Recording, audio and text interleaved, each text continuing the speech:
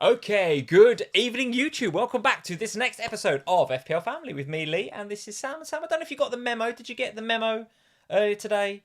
Apparently Mahrez is now on penalties.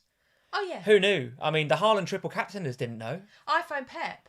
Oh, you give him a call, did you? Yeah. He told you firsthand. Good, okay. No, I asked him. I said, Pep, I could do with some Mahrez points. Can you put more pens? Absolutely He unreal. said, sure, Sam from FPL Family. Couldn't think of anything I'd love to do more for you. I tell you what, the swing, if you're a Haaland triple captain and you're in the live chat, I want to hear from you. Or if you're watching the replay, I want to hear from you in the comments. That is a huge swing. And we talked about this. In fact, last season, if I remember rightly, we had a lot of this 50-50 calls that were having massive swings. And I think so far this season, we haven't had quite so much of that. Last year, there was loads of it. But this, I reckon, is definitely one of the bigger ones from this season. If you go back a couple of weeks, I think we sat here and we said Rashford triple captain last game week with those two home games. We were kind of leaning towards it. But there was a hell of a lot in the community that were very 50-50 about that call and whether to play it that week or play it on Haaland this week. And a lot went for Haaland this week. And you've got to be... Listen, we are halfway through the game week, aren't we? There's still plenty of games to go. Well, we've got Man City and Arsenal to go this game week. So there's Liverpool and Everton. That's one good thing you're going to get out of me tonight. Is I'm in a good mood because Liverpool haven't ruined my mood for the weekend. I'm in a terrible mood, by the way. We are going to talk about your lot. Oh, we're going to talk about your lot. Injured. Everybody. Who is going to play in the Champions League? It ain't looking... I'm telling you now. Valentine's Day evening. I'm going to be in a mood. You're going to be watching the game. Højbjerg's banned. Bentancur's out for 8 months. We've got to talk about the effect. We have to play Skip and Pape Sarr. We've got to talk about the effect of the Bentancur injury on Spurs a bit later on because you feel quite strongly about... That's the effect. You do feel quite strongly about it. But, yes, Haaland triple captain. If you triple captained Haaland in game week 23... No guarantee he's even going to play midweek, though. No guarantee that he's going to play midweek. With a kick. Was he bought off as a bit of a precaution? It sort of feels like with 3-0 up, Pep. I mean, if he's going to bring him off and save him for the midweek, you can understand why he might do that. He said something weird, like, if it was a closer game, I might have risked it. But if there's any doubt, I won't play him. And did he not take the penalty because he got that knock and he perhaps didn't feel quite it didn't feel like Mahrez was trying to take the ball. It seemed to be Gundogan. Gundogan gave it to Mahrez almost, didn't he? Gundogan was trying to get it off Rodri and he gave it to Mahrez as if to say, well, Haaland isn't right. Very odd, wasn't it? Very odd. And then Pep kind of came out afterwards and said, well, look, the players decide. You know, he said, as far as I'm concerned, Erling is the first penalty taker, then it's Riyad. after that, the players can sort it out for themselves. Now, would he have been quite so relaxed about it had Mahrez missed? No, I don't think. Absolutely not. Miss. Absolutely not. But he tucked it away for what was yet another double-digit haul for Mahrez. And I have to say, if you go back again, another 50-50 call from a few weeks ago, I was kind of sitting here thinking, well, KDB or Mahrez.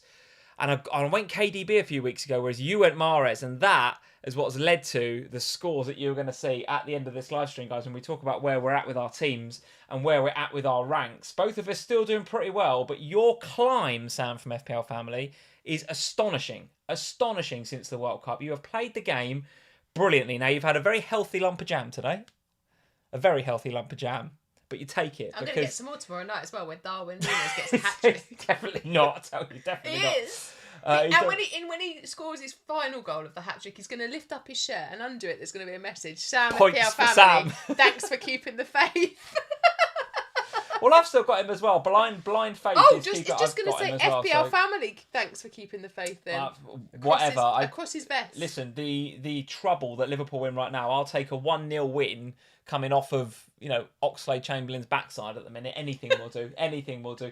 Let's say hello to a few people. John Cahill is in. He says Bentancur injury is worse than conceding 4. Genuinely. I think totally agree. Most Spurs fans would agree with you, John. Certainly, your evening, if it wasn't bad having lost 4-1 to Leicester, your morning this morning when the Bentancur news broke, you were, as were a lot of my Spurs mates. I've got a lot of Spurs mates, obviously, and a lot of them were just like, "Yeah, we're screwed now." I honestly, he's a bigger player than I give him credit for in that Spurs team.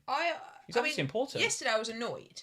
I was annoyed by the result, but I also wasn't surprised because we were missing Romero. Lloris is injured. Like the backbone of that defence was gone. And you don't half miss Romero when he's not there. Yeah, I know the goalkeeper situation. I appreciate Forster is not that great. A few weeks ago, there were a lot of Spurs fans calling, and a lot of non-Spurs fans as well, going, "I don't know why they persist playing Lloris. This is why we played Lloris because yes, he's got a clanger in him, but he's better than Fraser Forster." And couple that with the fact that the defence was then missing Romero. It's just that result was one thing, and I'd sort of gone, that's a disaster, let's move on. But the Bentancur news this morning broke me. Yeah, it's bad. It's bad. I think the fact that you were linked with, I think I read this correct, I think you were linked with Ben Foster. Yeah. Last week or the week before. Who I think is retired, right? Still currently trying to get him out of retirement. 39-year-old Ben Foster. That tells you everything you need to know about Conte's belief in Fraser Forster. But Terrible. Anyway, more on Spurs a bit later on, I'm sure. Yeah. And we will talk about Leicester City, who were very good. I have to say, they were very good. Take nothing away from them. Thank you for the super chat, Kai Sun Chan. Thank you, Kai, for the super chat. He couldn't afford KDB to Bruno, so he had Bruno from last week for the double game. We couldn't afford to get to KDB, so just went, sod it, I went Mahrez instead.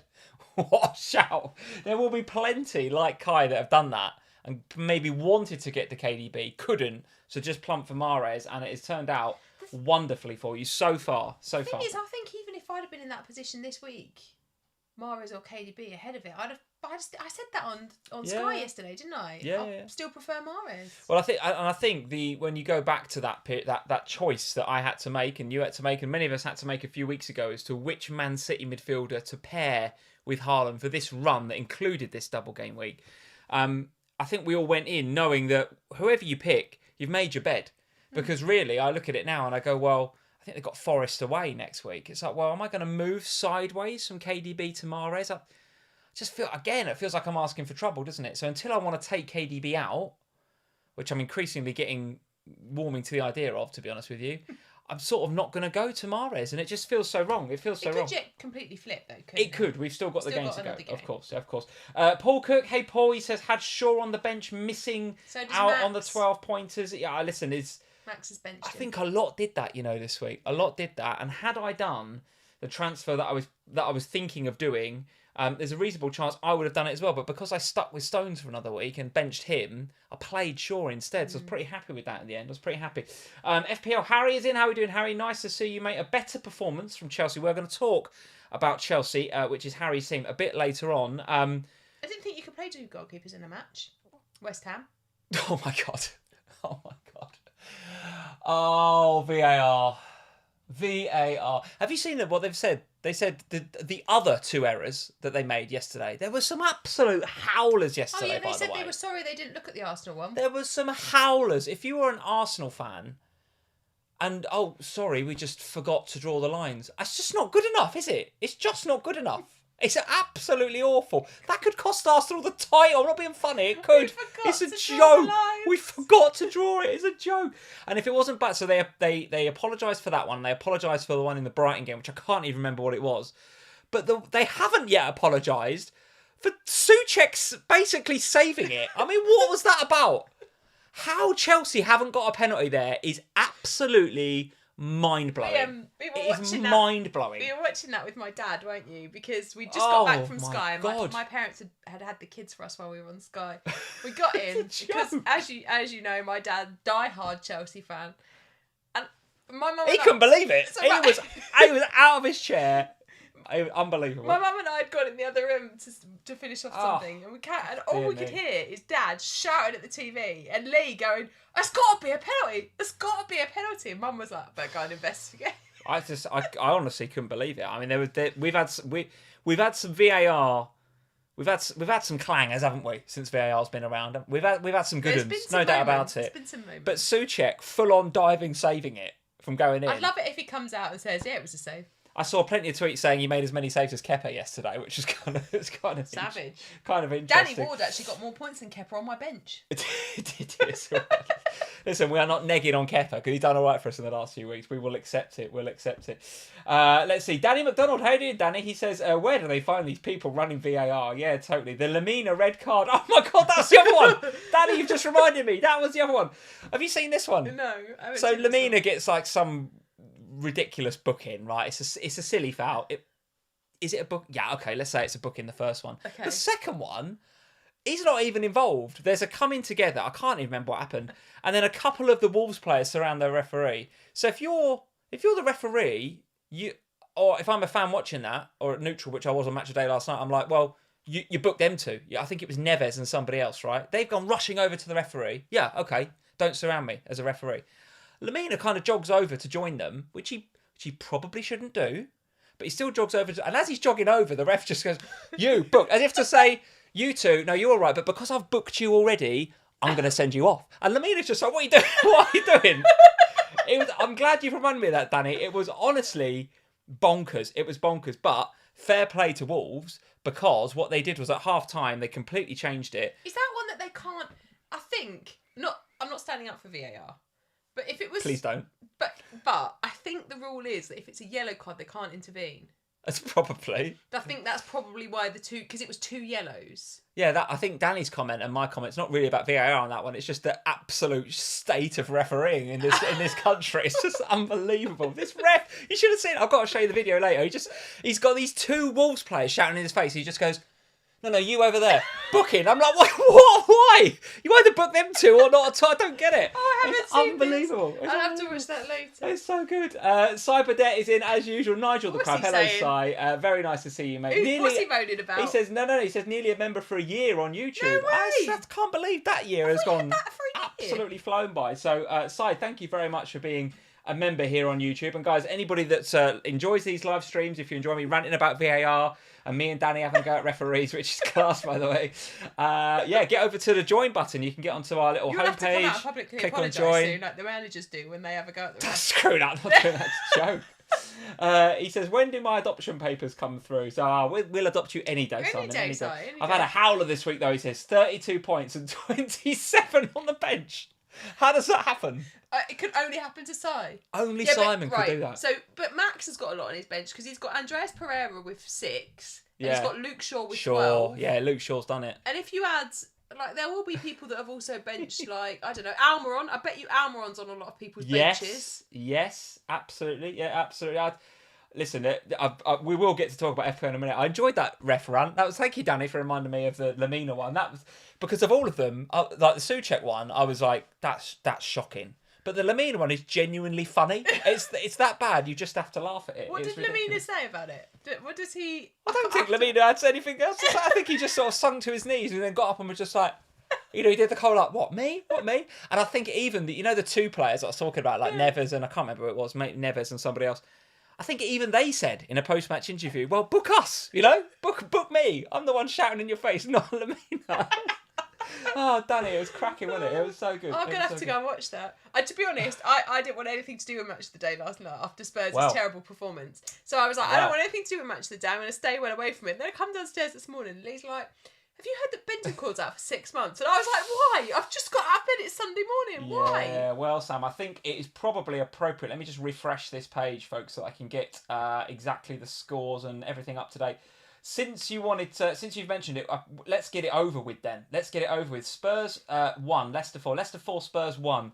I have a few thoughts and comments on Leicester. I take nothing away from Leicester. I thought they were very good. No. But tell me about the Spurs piece then. And also, I'd like your further thoughts on Bentancur and whether that might affect people investing in, for example, Harry Kane and others. Don't invest. So you're saying don't invest in Kane now? It's going to affect you that much? I feel that strongly that this will kill us. Bissouma comes in though. He's surely. injured.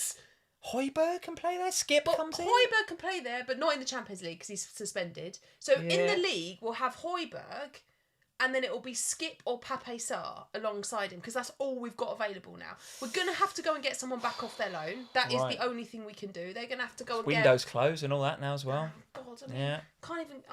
The thing that I dread the most is when if they come back with Ndombele comes back again.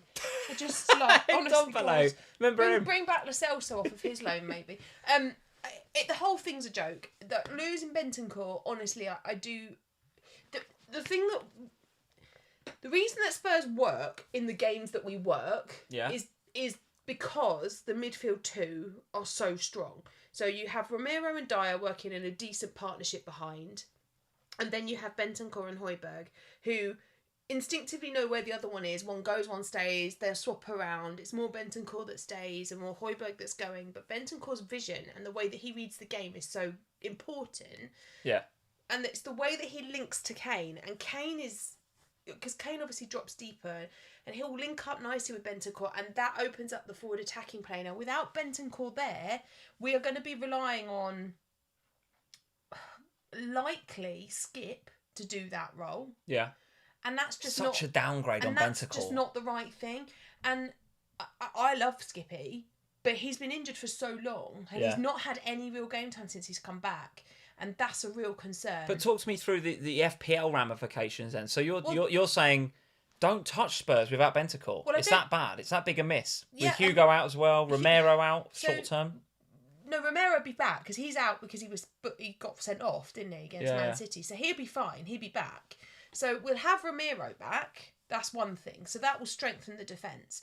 But what will happen if you, as a Kane owner, I'll probably hold him for West Ham just because it's West Ham and anything can happen in a derby, and to see how we play in that first game. But to be honest, if he plays Skip, I think that has a real negative impact on Kane. If he plays Pape Sarr, then maybe it's not as bad for Kane because Højbjerg could do the sitting role and Pape Sarr could do the forward role. What you're saying is your attacking output might be unchanged, but you're more than likely going to be leakier at the back. Well, I think our attacking output changes if it's Skip because we won't have the connection between as quickly up front, which is what we rely on, the counter-attacking quick movement. Yeah. I think from a Spurs perspective, we need to use this now as an opportunity to make wholesale changes. Like for me, he should bench Son and play Richarlison. We need to change the way things are. I thought it was, honestly, Porro... Had a difficult game, didn't he? To say the least. And it was a difficult game, so I'm not going to neg on him. I thought Perisic had a difficult game on the other side as well. Just the shape and those two there, with Tanganga in the middle of the three, it just didn't work. I'm not going to neg on them too much until I've seen them play with Romero. Right. Once Romero's in there with Dyer and Porro and Perisic, then we'll see. Yeah. But I actually felt a little bit, and here I'm going to say something shocking. I felt a little bit sorry for Emerson Royale because genuinely he had the best game I've ever seen him play against Man City. Yeah. And then he benched him Didn't sit well with me. I've got to be honest. I thought we were terrible. Yeah, so Wilco's in the chat. Hey, Wilco, he's saying, yeah, Sam, what's your thoughts on Porro? I think it sounds like you're very much on the fence then. Not impressed so far, but give him a chance. Give him a chance. It was give his him a first chance game. against when he's playing in a Spurs defence that's half decent. And with a goalkeeper that can save some stuff. Yeah, but that's not for a few weeks, is it? That's the problem.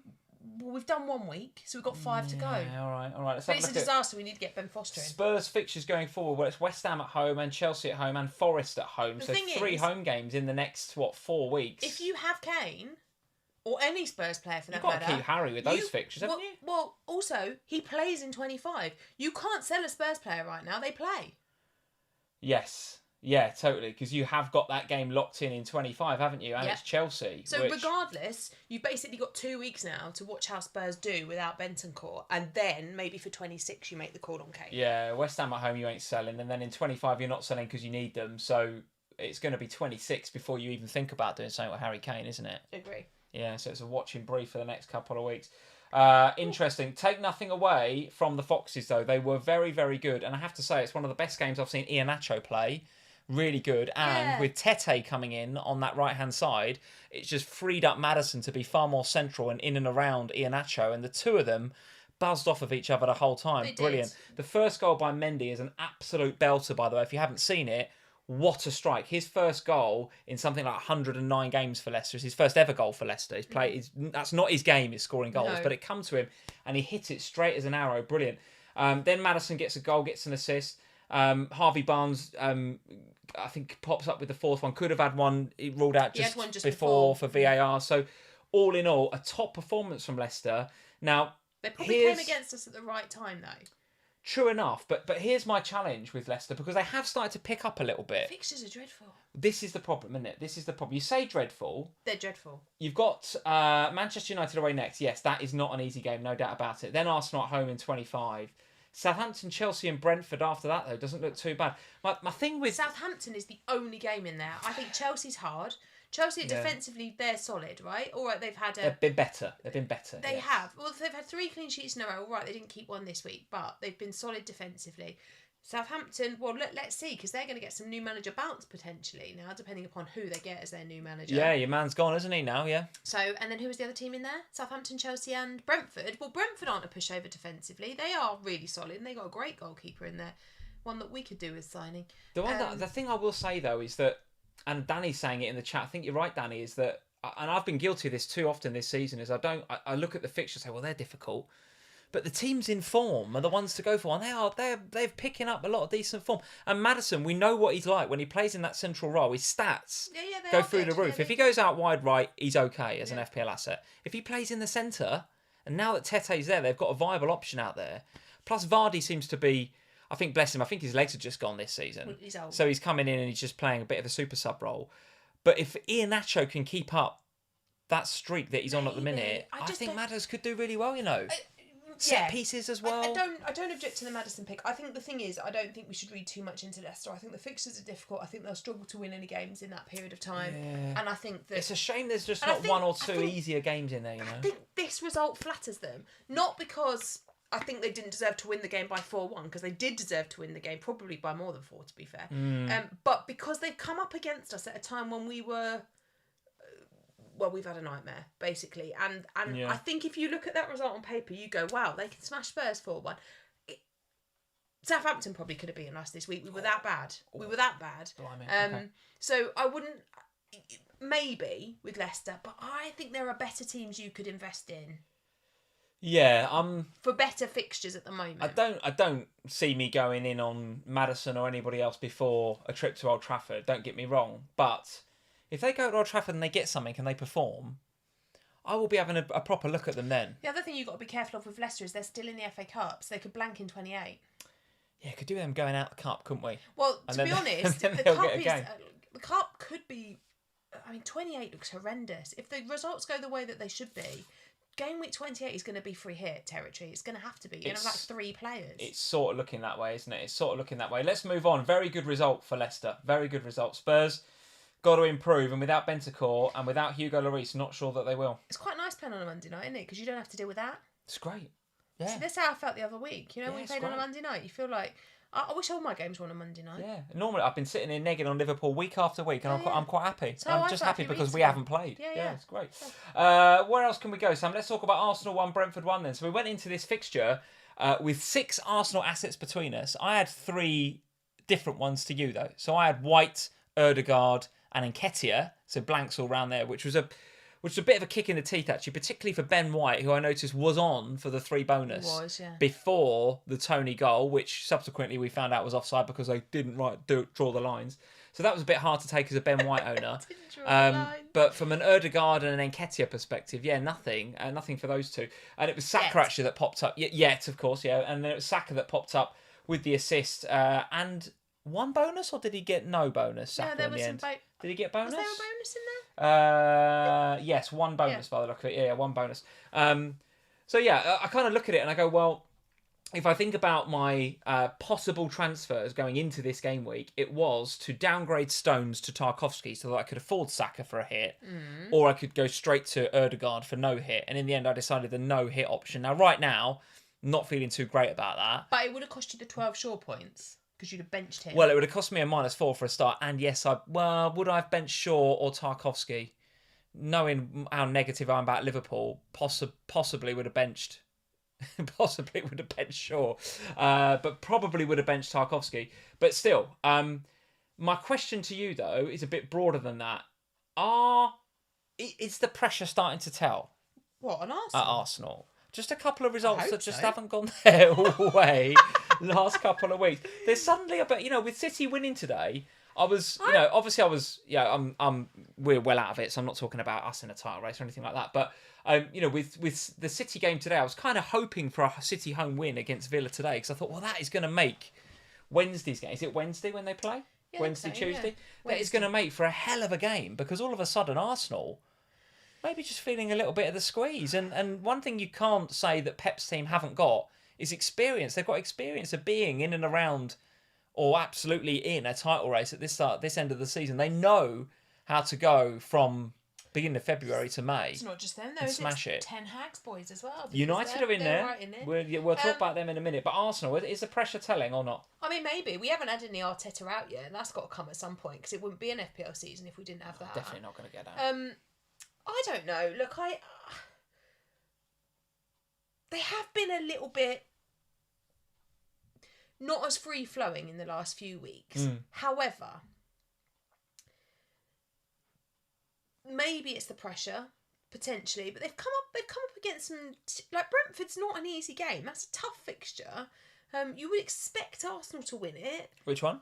Brentford. This one, yeah. You would have expected Arsenal to win it, but Brentford, I don't know about that, It's a tough game. I don't know if I did go into that. I was fully expecting that to be a difficult game for Arsenal. Brentford are on a run of like 10 unbeaten, aren't they? It's the best run they've had in their history. I mean. So Arsenal, unreal. They're in a period of time where they're playing difficult games, right, against difficult teams. If they can even if they just keep picking up a point across this period, I think that's fine. It's when you start losing games that you've then got to start to be worrying. And they've come back from the game against Everton, which they absolutely should have won, and got something out of this game, and will consider themselves a bit unlucky. Do you know what I will say about the Arteta press conference though? What did you make of the Arteta press conference after? Because I expected him to be madder about this. Because they should have won this game. I mean, Brentford's goal should not have stood because it was offside. And they've come out this morning and said that. But Arteta was really calm about it in the post-match. And in my mind, I was like, why are you being so calm?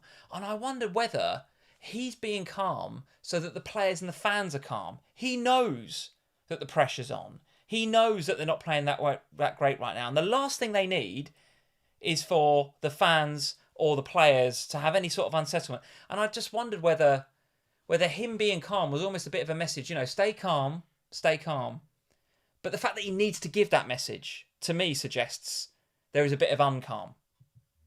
I don't know. I'm probably reading too much into it, but I just wonder whether City breathing down their necks and winning week after week, there's a lot of pressure on this game now. And they've got to go to Villa, haven't they, next week? Arsenal?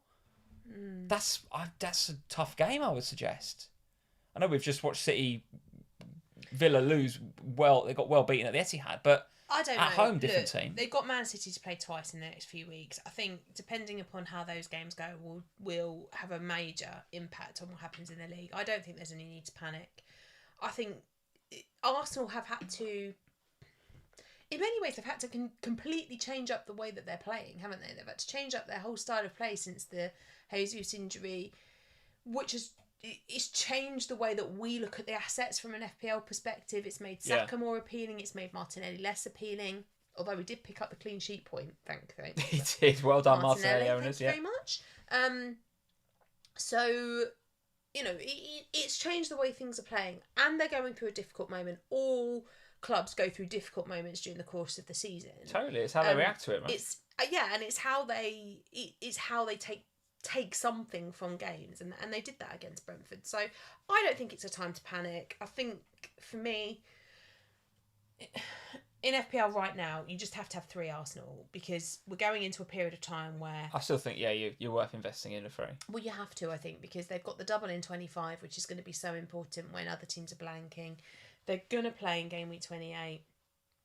And they'll play in 30. So there's they should play in 32 as well. So lots of reasons not to panic on Arsenal, basically. Absolutely. And I think, you know, the big question remains Trossard and Martinelli, because obviously Martinelli gets the start, goes off on 62-ish minutes, I think it was. That's a couple of times now that's happened. That's a couple of times, but that's okay, sort of. Picked up the clean Not sheet when Trossard comes on and gets the goal. That's the problem. Trossard's come on this time, scored the goal. What does that mean for Martinelli moving forward? Well, I guess it depends on a number of factors. I think, you know, against Man City, I think Martinelli starts the game against Man City, because I think he'll go in with tried and tested. Yeah. His best team, inverted commas.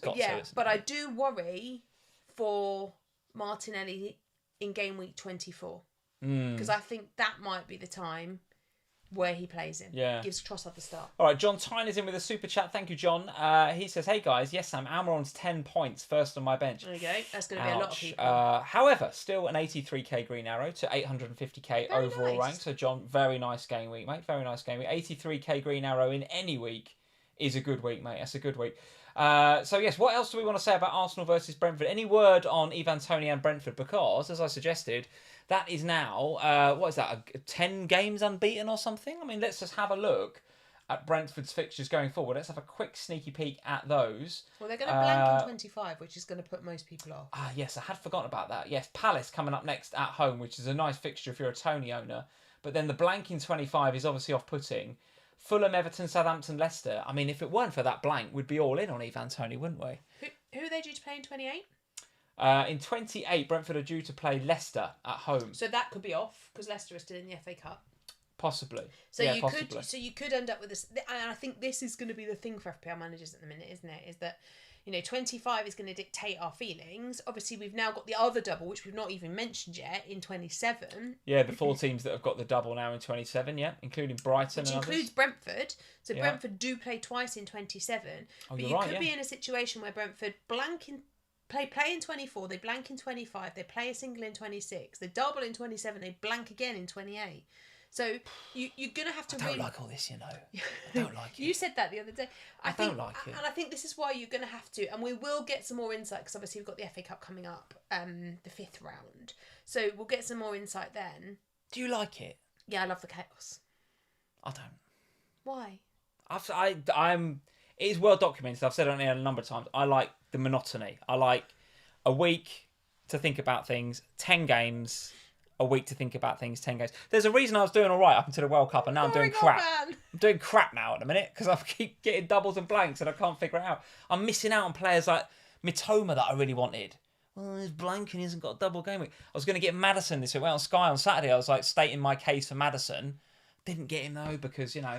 Yeah, but... I'm focused on double game weeks. I like boring FPL. 10 weeks, then a week. 10 games, then a week. 10. That's what I like. None of this. It was the COVID season. I did absolute crap in the COVID season. It was all over the place, wasn't it? Fixtures everywhere. But you like the chaos, don't you?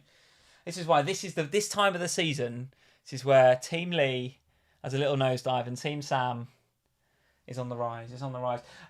Yes, so Brentford, no one's buying, I don't think, because of the blank in 25.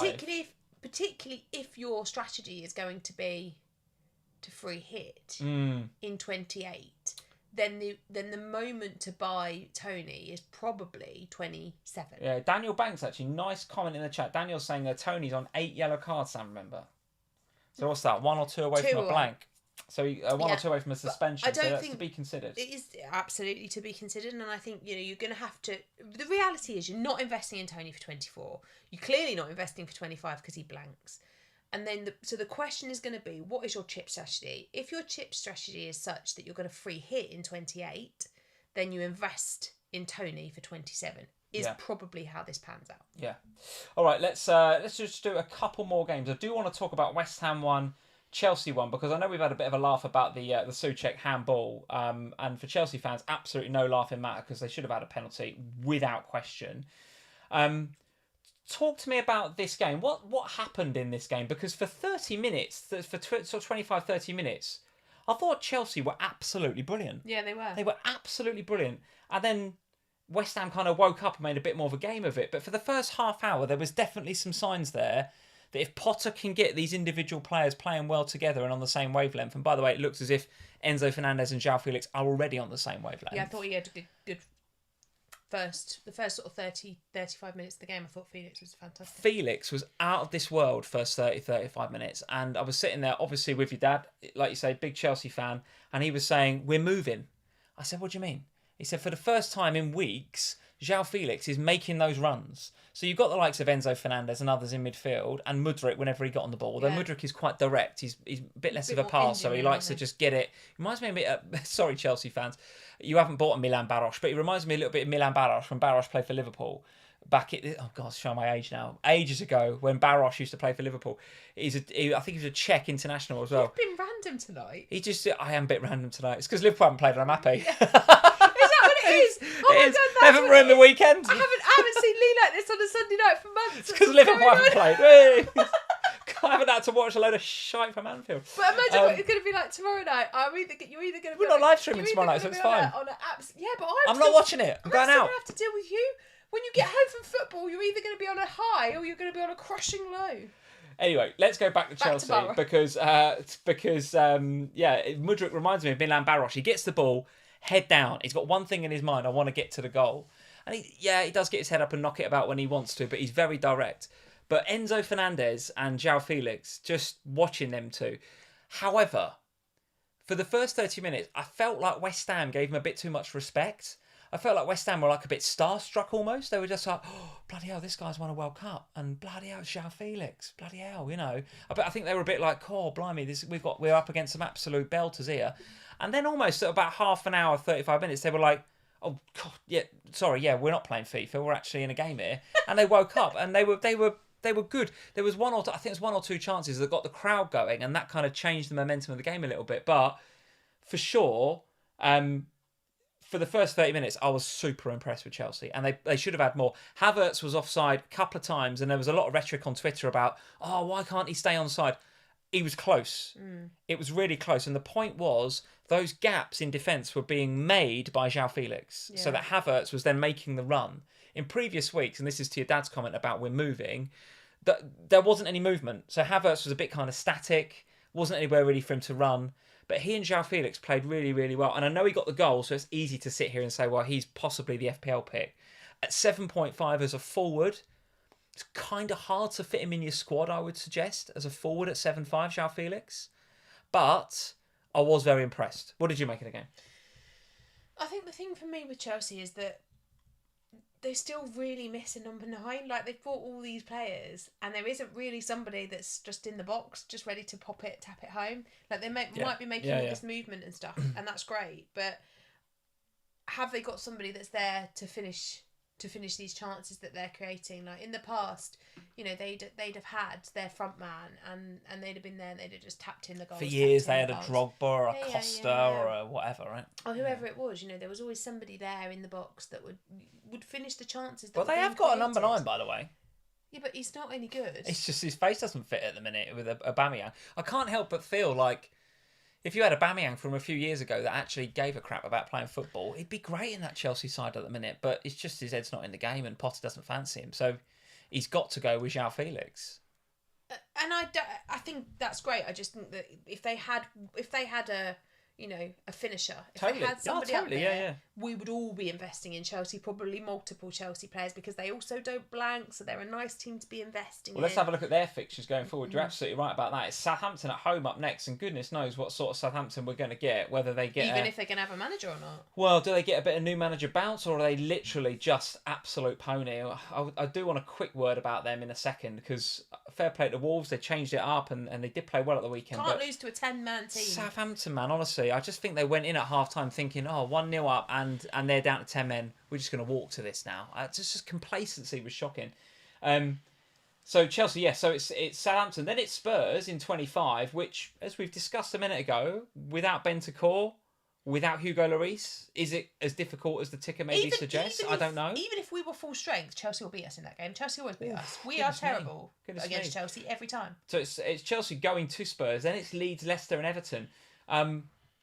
Yeah, you've got to say that run doesn't look too bad. If you wanted to invest in Chelsea, it doesn't feel like a bad time, I have to say. I'm just not sure where to go. Where would you go if you were going to invest in Chelsea outside of Kepa, which of course we've all got?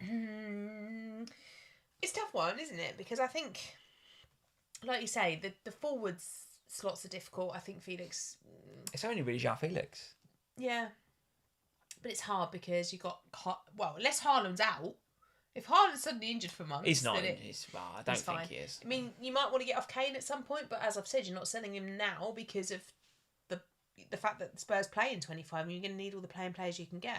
What about the midfielders, though? Because you've got... go for Modric. You've got Modric there at 7. You've got even Enzo Fernandez pops up with an assist.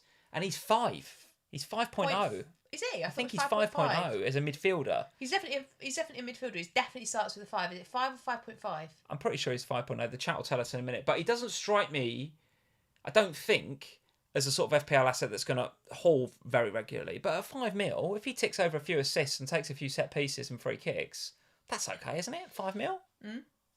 I think it's perfectly viable. Yeah, I mean, but this season and in previous seasons in FPL, I think it would be more than viable because you'd look at it and go, well, I want to have Salah and I want to have Haaland and I want to have Kane and I want KDB, so I'm going to have to fill my team with a load of cheap options. This year, that's not a thing. Like, people have got like 5 million in the bank, so you don't need to go with the likes of... You might want to. That's a different 5.0 question. 5.0 the chat saying, yeah, for Enzo. Well, so you don't necessarily need to have the likes of Enzo Fernandez, Matoma, Andreas Pereira. Like, you might want them, but it just means that you're going to have to just change up the way that you view the bank, and it be okay to have lots of money in the bank. And I think it is, by the way. I don't think that that's something we should shy away from this season. It feels weird. It feels a bit alien. I'm not normally one for going for a defensive double up with a goalkeeper and a defender, but I do I can see myself going there. You still like Batshuayi though, don't you? Yeah. What did you make of Reece James' performance at the weekend? I'm not interested in Reece James. Oh yeah, you hate Reece James, don't you? I'm not interested. I think he looked good again. I'm just not interested because I'm ready to go back there and get hurt again. Are you? I think possibly. You're a glutton for punishment. Possibly. I didn't much like him in that back four though. That was the one thing. If Potter's going to persist with this back four, which I think he will, Reece isn't going to get forward quite as much as if he was in obviously a back five and playing wing back. So I like him a bit less because of that, but he still looked dangerous. And he still was taking the odd sort of eyeing up set pieces and stuff. It's just, is he going to get his fair share now that they've got Enzo and others that can actually take a proper free kick? I don't know. I'm not interested in Reece James. I'm possibly. I don't know. Before we move off of Chelsea, super chat from Raheem Khan, who's also been a member here on the channel for 11 months. Hey Raheem, very nice to see you. What's the plan for tomorrow, Lee? Going to dinner during the Merseyside derby or to the gym? I'll be out playing football, mate. Monday night is my football night. I will be out. Pretend that he's Darwin and score a load of goals and hope that there's some kind of, I don't know, connection between you and Darwin, and whenever you score one, he scores one. Yeah, it won't. It won't. You'll watch a bit, won't you? You'll be here for the first Raheem half. is saying he's booked a reservation at 9 p.m. with his wife, so he's literally going out. He's like, I'm not watching it. We're so negative at the minute, us Liverpool fans. It's terrible, isn't it? Darling? What do you mean, what's going on? Thiago's out now for a few weeks, which... Welcome to my world. By the way, blessing in disguise, potentially, in being out for a while. Well, it's absolute liability at the moment. At least you haven't got your main man out. Talk to me about potentially Emerson being an option for us from West Ham. So Emerson pops up with the goal. The chat saying that he's 4.0. I thought he was 4.5, but he's 4.0. If the chat saying he's 4.0, I believe you guys. He is, definitely. An attacking fullback for West Ham. Let's have a look at the West Ham fixtures. Tottenham up next, as we've mentioned. Then Forest, Brighton, Villa, and Man City. So what's the game week 28 game? Game week 28 for them is Man City. So you're going to need to play him at the Etihad, which is not ideal. Well, but he is an attacking fullback. Might blank. That was my point. If I see what you mean. Yeah, I see what you mean. Yeah. You're going to need him in 25, which is Forest at home. Which is fine, right? I don't mind it. I don't mind it. I don't mind it either. I don't love it though, because no. But then I think, in some ways you have to. We're not getting a lot of clean sheets, are we, in the league right now? There's not a lot of clean sheets coming in each week. So you kind of have to just look at the defenders that you think have got some attacking threat and some attacking potential that are regularly starting, because that's going to be the key. Sai said I wouldn't book dinner with Darwin because he'd miss it. Like that. Yeah, like that, Sai. Very good. Yeah, very good. Yeah. So he's going to play. Emerson, radar, but radar only for now. For the first 30 minutes, they were tragic, by the way. I mean, I'm happy to sit here and say Chelsea were very, very good, but West Ham did not wake up for half an hour. They were absolute rubbish and could have been 2 or 3 down quite easily, quite easily. Any other games that you want to discuss before we talk about our teams? No, not really. Quick chat on Man U and Leeds. Fiery game, wasn't it? Ill-tempered game. Can't believe there wasn't a red card in it, to be honest with you, but plenty of yellows. Oh, plenty there of would tackles. have been just for somebody that was randomly walking across the pitch. Yeah. Deserve it. Yeah, I mean, if Lamina was in this game, he'd have got sent off just for being there. I'm pretty sure about it. Bit of an ill-tempered game, as I think we come to expect with this fixture, I think. But in the end, United got the job done. And you're right in what you said at the beginning of the live stream. They are in this title race, Manchester United. They are. And 100%. This is going to... So I watched this game like this every time Bruno got the ball, because the man looked like he might score at any minute. He had so many... Think? Yeah. He did have a gilt-edged chance at the end of the first half. He had a few gilt-edged chances where I was like, oh, Bruno. Because I told him. Because I have no choice. Because I have to start freeing up spaces in my team for game week 25. I have to use my transfers wisely. What did I do with that? Oh, I got Saka, didn't I? I got Saka. Yes, that worked out okay. So that worked out fine. But I was scared, genuinely, because I honestly think that Manchester United are... They're good, don't they? Yeah. I think that there is a good chance... Even without the main men in midfield, without Eriksen, without Casemiro, Sabitzer come in. He's a bit more... What's the word? Industrial than those two. He's not quite got the flair that the other two have got, but he just does a really good job. Well, he did do a good job, I thought, today. He just put himself about and worked hard, and that's that enables the likes of Fernandes to get forward. You're right about Bruno, by the way, 7th for XG underachievers in game week 23. He was really unlucky, I think, so far. So could have had some goals. Although I think that one at the end of the first half, where he blocked the pass and then went through 1-on-1, that in itself would have been a high XG chance, I think. Yeah. I can't remember too much more outside of that, but I think you were just watching it through your hands because you'd sold it more than anything. Oh, well, maybe that might be, but I thought he looked dangerous, and I was worried about not having him anymore. But of course, as we know, they blanked in game week 25. So what are you doing with Luke Shaw and with Rashford? Well, Rashford can't go anywhere ever. I think you have to keep him, don't you? You have to bench him. Luke Shaw was on the radar for selling. Yeah. Ahead of 25. Yeah. I mean, actually, I've only got 3 players that blank now. Oh, so you're pretty well set for 25 then. Yeah, I don't know kind of how I've managed that. I've got Rashford, I've got Shaw, and I've got Trippier. So I've only actually got the 3. So I'm actually doing all right. I don't necessarily have to move anyone else. And I could just do things like deal with Kyle Walker-Peters instead, which is far more pressing, I think. Yeah. And I've got enough money in the bank. So I don't have to deal with it. But there will be managers out there that have got Trippier and Almiron, that have still got all of the, the 3 Manchester United assets. Like you've still got 3, right? I've got 3 United and I'm holding Trippier, yeah. So but you've not got Almiron anymore. But there will also be managers that have got like those guys, plus maybe they've got Tony in their teams, maybe they've got Matoma in their teams. They'll have like 5, the Brighton 6, players, right? 5 or 6, yeah. Yeah. And I think at that point you have to kind of make some difficult decisions. Now, Manchester United, I think you have to hold Rashford. I don't think there's a question there, and I think you have to hold Trippier. Do you think there's any credence in thinking about the free hit for 25, or we're really going to need that chip a few weeks from now in 28, 29, aren't we? What's the game week that's going to be difficult? 28.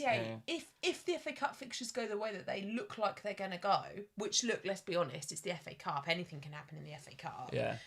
I would expect Spurs to win, but we might not with the amount of injuries that we have. We could have so few games on that week. But the flip side of that is, couldn't one of the subsequent game weeks, and I think it's 29. Could be quite a big double. So here we are with the conundrum that we always have. You and I have been playing FPL long enough to know that we have this conundrum at least once a season that the FA Cup causes, which is you have one free hit. Do you play it defensively in the game week where there's virtually no fixtures and you've got virtually no players playing, and you get 11 out, but they're from teams that are not in cups and that you probably wouldn't necessarily want to pick anyway? Or do you play it aggressively in a big double game week and go heavy on the heavy hitters? So I think you can play it in 28 this time because you have got teams like Arsenal, and I think you've got Chelsea as well that are guaranteed. Who have Chelsea got in 28? Chelsea in 28. I shall check for you. Here we go. They have got Everton at home. Everton at home. In the cup? I can't remember now. There's a few big teams that are already guaranteed to play in 28, including Arsenal. So I think there is definitely scope for being players that you'd actually want to invest in 28 from the other teams if you free hit it. Whereas normally you free hit and you're kind of scrabbling around for a Southampton forward or whoever. Whereas I don't think that'll be the case this time around. Plus, if you do the free hit in 28, when you look at your team for 29, particularly if you've invested in players like Matoma for the double in 27 and Tony for the double in 27, and you are, set up with those fixtures in mind. When your team comes back for 29 after the free hit, you will have probably it'll look all right, you think? A lot of doublers in there because you're going to have Matoma doubling. You've also got, leave the FA Cup aside, there's still 7 fixtures to be rescheduled between now and the end of the season, of which Brighton are 2 of them. So you're going to have a lot of doubles coming up. So I think I normally would agree with you. You play it in a double, but I think what you'll find this time is that your team will already going to look like it's full of doublers for 29. Okay. But 28 is going to look like an absolute shower of. All right. Okay. Well, very good. Well, United getting the job done. Young Garnacho's a player, isn't he? Yes. Looks good, doesn't he? Nice player. Really like him. Very cultured for his age. Looks really, really good. United absolutely on the march and in the title race, I would suggest. Anything else to discuss on here? Nathan Jones. Bint needed to go. I think you're probably right. A very, very quick word then on this one, because I don't think any of us are getting too excited about Southampton or Wolves assets. Although I have Wolves to say, double in 27. Wolves do double in 27, so they could be useful for and they you play because in 25? They have the double in 25, and then do they double in 27 as well? No, double in 25. Sorry, Look, 25, Fulham and Liverpool. So Bournemouth at home next week. Fulham and Liverpool away in 25, and then it looks as if they've got to go to St James's Park in 27. So for the next couple of weeks, Wolves look all right. So very, very quickly, Southampton won, Wolves 2. I think Southampton thought they'd got the job done. I think they went into half-time 1-0 up and a man up, thinking, we're just going to see this out. And fair play to the Wolves manager, whose name I can never pronounce, Lopetegui. Have I said that right? Lopetegui. The way that he made those changes at half time, the players that he brought on, he went for it. I liked it. He threw caution to the wind. He brought Adama Traore on, and he went, "Screw this. We've got nothing to lose. We're gonna." It would have been interesting to see whether he'd taken that tactic against a more astute team. But what he looked at it is, he was like, "Well, I've got nothing to lose. I think we can get at this Saints team. There's only one goal in it. We could get a draw out of this if we play our cards right with a little bit of luck." And actually, in the end, they didn't need the luck. They were great. And I like that from the manager. He was prepared to put his balls on the line and say, I'm going to go for this.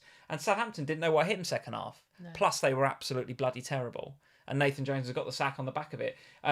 What a weird appointment that was. I remember when he came from Luton, I remember thinking, is this guy going to be any good? I remember speaking to a couple of Luton, so there's a couple of guys that I play football with on a Monday night. They're Luton fans, right? And they were like, he's good manager, but he's probably taken us. He was, as Luton fans, they were saying he's taken Luton as far as he could have taken them.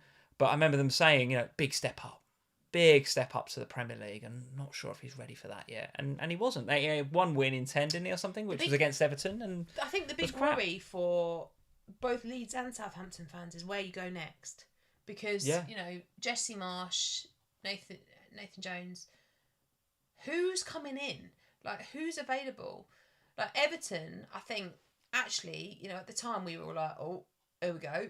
Just doing it after a window and stuff is weird. Yeah. But they did it. They've got the right man. Like, they've got in somebody that can. I think so. Yeah, well, I think so. The thing is, if you look at who was available to take over at Everton, Sean Dyche was the right man to try to keep them in the Premier League. Yeah. I look at who's available still now, and these are not managers that are fighters and that know how to get out of trouble, and that is a worry if you are a Southampton fan. Yeah, and it means you're not.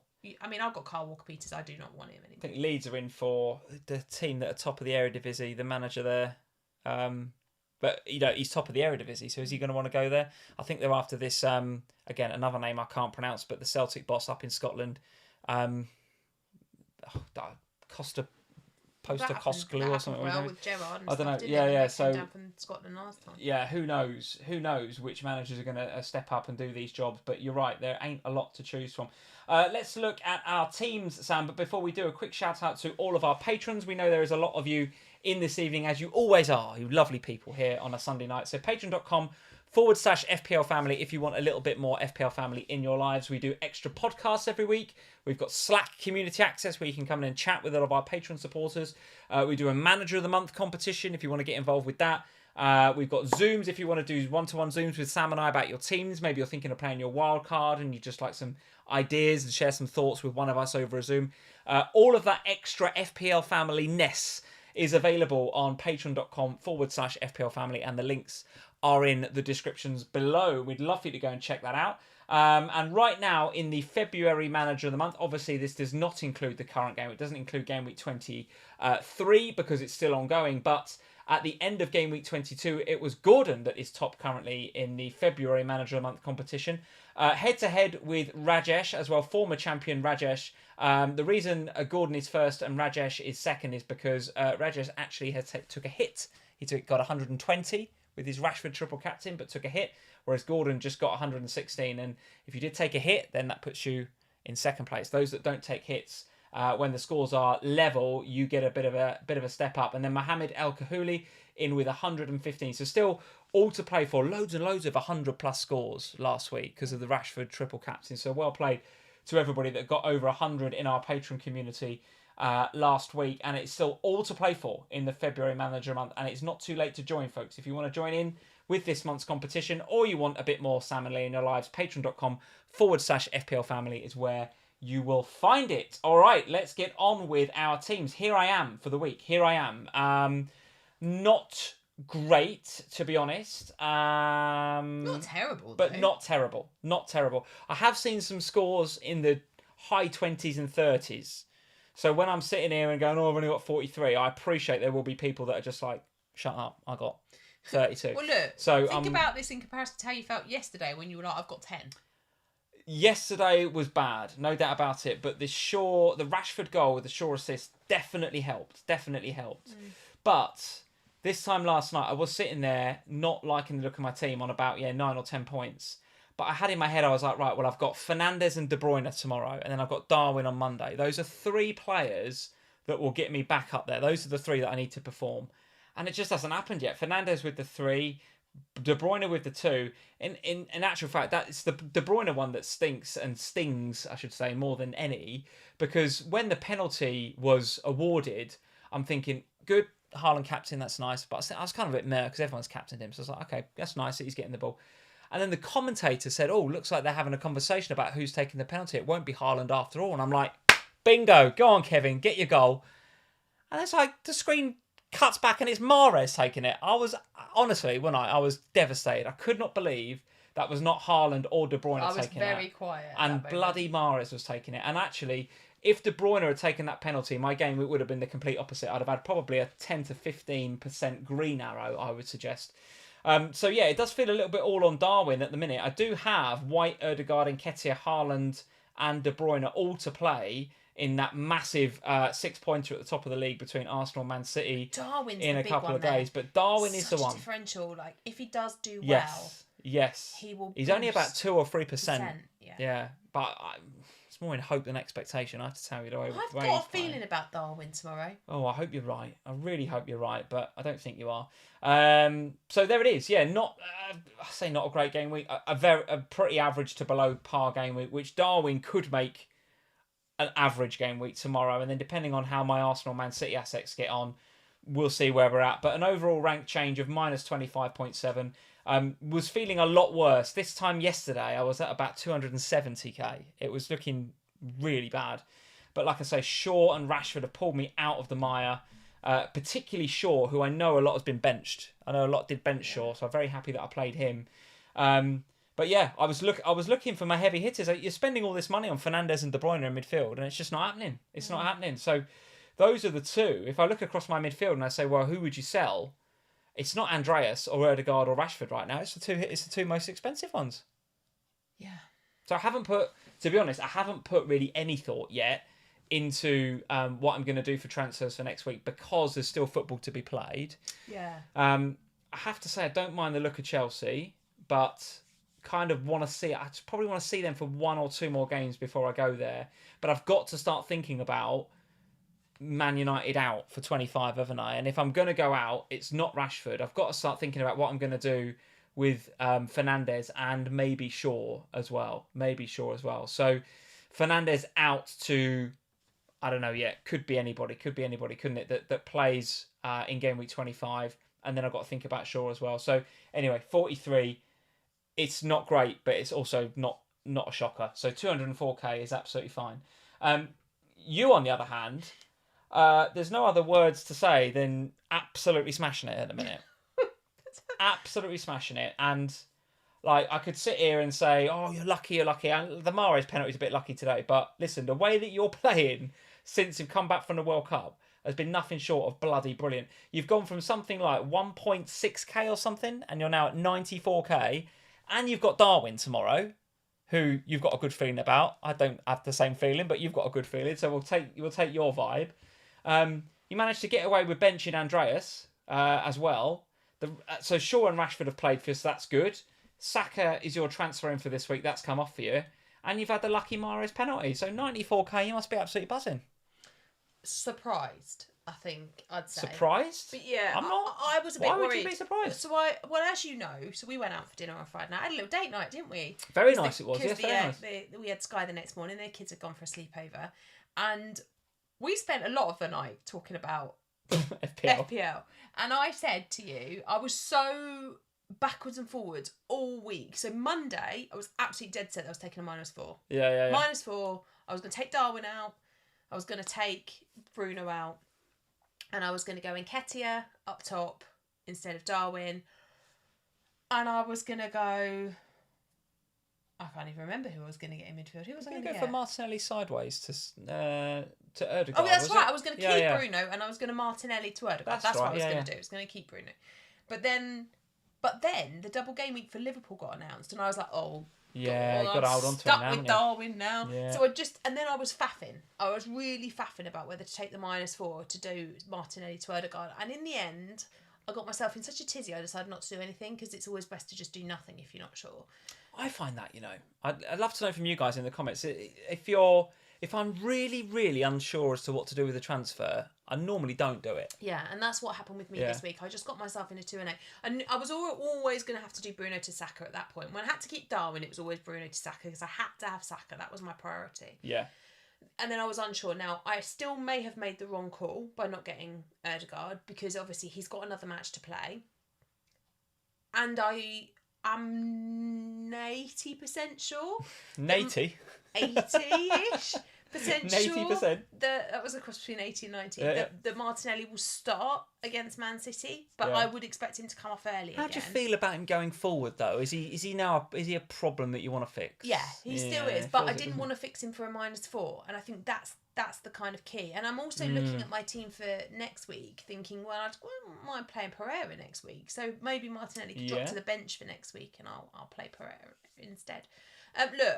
By the way, I'm sorry to cut across you. Have you seen the Fulham highlights yet? Pereira could have absolutely hauled yesterday.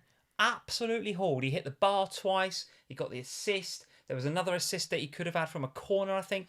He could have had an absolute monster this weekend. So, yeah, he looked very lively, very dangerous. Yeah, I mean, look, Mahrez has made the world of difference. I'm expecting him to start again against Arsenal in the middle of the week. So, I don't have 3 Man City players, and that worried me going into this. But I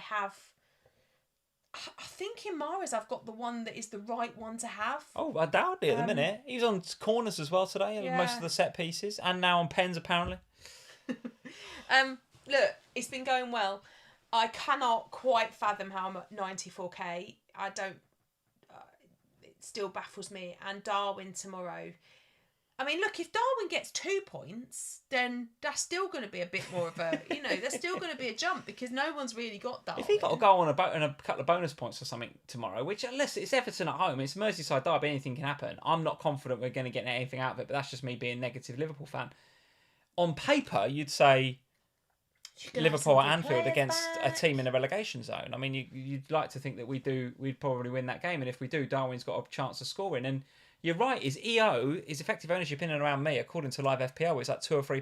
2.3, I think he is where I am. So, it will There's a reason for that, though, but...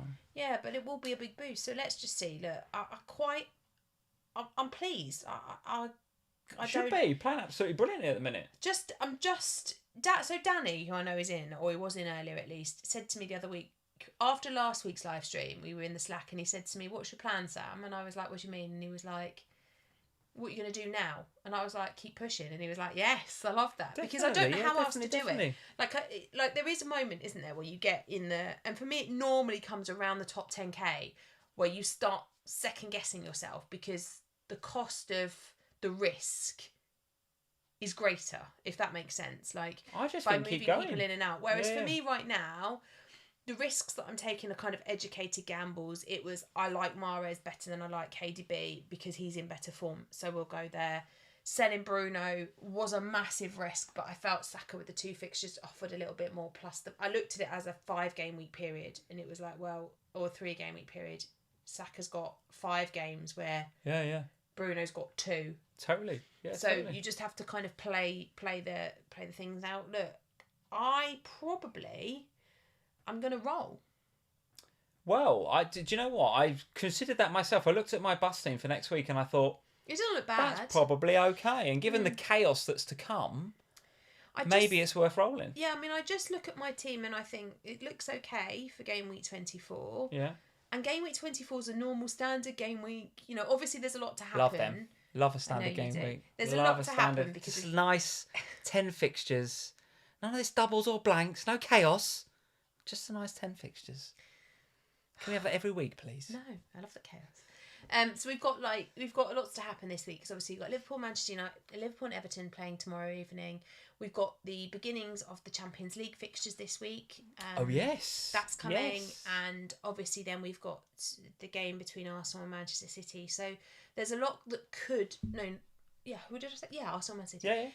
There's a lot of game time to be played and a lot of potential issues that could arise on the back of those games. An injury to somebody and suddenly I have to make a transfer. Yeah, sure. But my current plan is to just roll it and have the 2 to go into 25 because I think that might be more valuable to me. Good. To make my changes, and I'll be fixing the likes of Carl Walker-Peters. And maybe Luka Dean. And probably Luka Dean as well. Yeah, I think Tarkowski will come in for one of them. And then I don't know who the other one Good though. will Listen, be 94k not to be sniffed at all. At Hooray. all. 24.2% up. Another green arrow for Team Sam. 57 points, which I'll tell you, this game week is bloody good. There's some people struggling in the 20s and 30s, so 57. Might even be on the leaderboard for Manager of the Month next month. Very, very good indeed, Sam. Very, very good. Well played. Well played. A little bit of jam this week. Even you'll accept a little bit of jam this week, but that's the only. But I couldn't legit sit here and say, oh, you've just been lucky to get where you played it a blinder. The fact that Mahrez popped up for that penalty today. Is he on penalties forever now? I don't. Can he have all penalties forevermore? Because if he does, I don't think so. Please. I don't think so. Let's get on to it. I just want to answer this. So, quick question from the live chat, Sam. Raffut is in. Raffut, thank you for the question. Can you have your Zoom session? Can you have your Zoom session with Max because he needs some professional advice? Of course, yeah. Although Max is not having the best of game weeks. About time he had a red arrow, to be honest. He has got a red arrow. He's not had a red arrow maybe all season. But this one is. He's down from like 7k to like 9k, so it's not as if he's fallen off a cliff. No, he's only on 39, so he's actually not having a very good game week because he's bench Shaw. Some people would kill for 39. I've seen some scores in the chat. Oh, well, he's not happy, but he's bench Shaw. Shaw. Yeah. Ah, I see. Yeah, but he does have, and he doesn't have a City midfielder. Right. Okay. And of course, he's got the captaincies on Haaland, so okay. Let's see. But yeah, you absolutely can. It might have to be a supervisor Zoom because he is only 9. He's only 9 years old. And if you ask him, he'll probably just say, "Yeah, that sounds good." Yeah, he does tend to make good FPL decisions though. Somewhere it must be genetics. There must be in the genes from your side. I hasten to add, not from my side. What is coming up this week, Sam, from FPL Family? You can see a lot of me this week, actually. No, really? Yeah. What? You're doing FPL content this week? That is a shock. Quite a lot of FPL content. So I will be off the bench this week. Oh, are you? Yeah. Who with? With Az. It's me and Az. Oh, look at that. The old Q&A team. The Q&A team are back together. Yeah, Az is a last minute sub in because we had to make a change. So it'll be me and Az on Tuesday morning. We're recording that, so about Tuesday afternoon, looking at the game week so far. Hopefully I'll be talking about a double-digit haul for Darwin on that. That would be nice. That would be nice for all sorts of reasons. That'd be nice. Lovely. Yeah, we'll take that. So that will be happening on Tuesday. Obviously, there's the main podcast. I'll be back on that again on Thursday. And then you and I will be back in the Sky Sports News studios again on Saturday morning. Are we back on again, are we? Back on again on Saturday Got another state your case. Another state your case. Okay. But you're always quite good at that. So I'm good at state my case, when you tell me the state of the case on Friday night, I might just bring them in. Yeah, my state my cases have been very good. I'd never actually do it, and therefore don't get the points. But James Tarkowski. Yeah. It's been Mitoma. Who was the one before that? You mean James Madison, not Tarkowski. I had Madison this week, and then I had Mitoma before that. Who was it before that? I do remember it being good. I remember thinking, I've done all right there. It was a defender, wasn't it? Yeah, can't remember. But every time I've spin on there and done a state your case, it's gone really well. It's gone quite well. Yeah, I just never actually do it myself. Yeah. Which is bonkers, it's a lesson right? there. Yeah, there we go. So we're on that. And of course, there will be an Ohana podcast on Friday. Always. An Ohana podcast on Friday for the patrons. So it's going to be a busy week. Another busy week where you, Sam, from FPL Family, will be on absolutely everything as usual. Folks, thank you for joining us this evening. Well done for anybody that's got, frankly, a green arrow this week. Is good. It's one of those weeks, been a tough week, and of course there is still football to be played. I, like you, I'm looking for a Darwin double-digit haul, which I hope means that we get a result in the Merseyside derby. I'm not convinced myself. I hope you do, because then you'll be like this. Yeah. I've not seen you this happy I haven't been this happy on a live stream for a while because we've been so crap. But because we haven't played, I'm happy. It's pathetic. Genuinely pathetic. Genuinely, this is what I'd say it is that, but it was Danny at the beginning reminding me of the Lamina red card. I'm going to go and show you this Lamina red card and show you how ridiculous it is. In fact, match of the day 2, we'll skip through Spurs, don't worry. Okay. But you've got to have a look at the Souček handball and we just didn't draw the lines for Arsenal. I saw the Souček handball. I saw all of that. Some of the refereeing this weekend has been tragic and comedy all at the same time. But Absolutely before brilliant. we do that, you know what it is tonight, don't you? Is it Love Island time? It's Casa Amor time. Oh my God. FPL Harry will be loving that, by the way. He loves a bit of Love Island. Does he? Harry, he loves a bit of Love Island. Harry! Let me tell you. I'll be texting you tonight then while it's on, Harry. Pretty sure he's got a secret second YouTube channel somewhere. It's a Love Island featuring Harry. Harry, should we set up a Love Island podcast? Just you and me talking about Love Island? No. Finally, I found someone. Wilco's in saying it's a Super Bowl tonight, Sam. How can you be watching bloody Casa Amor? It's the Super Bowl. Oh, I'm not interested in the Super Bowl. Yeah. Isn't it on at like 4 Catch the in the morning highlights. or something? Well, it's in America, Sam, so yes, it will be quiet. Yeah, I'm not really interested in Yeah, that. yeah. I'll be going to bed. I've got an early start tomorrow. I could go work. All right, folks, thank you for joining us this evening. Leave us a like before you go. And as usual, if you're not subscribed to the channel, we would love you to hit that big red button on your way out. Guys, well done in game week 23. Good luck for those of you that have got Liverpool, Everton, Man City, or Arsenal assets. And we'll see you this time next Sunday for another FPL Family. See you then. Bye, guys.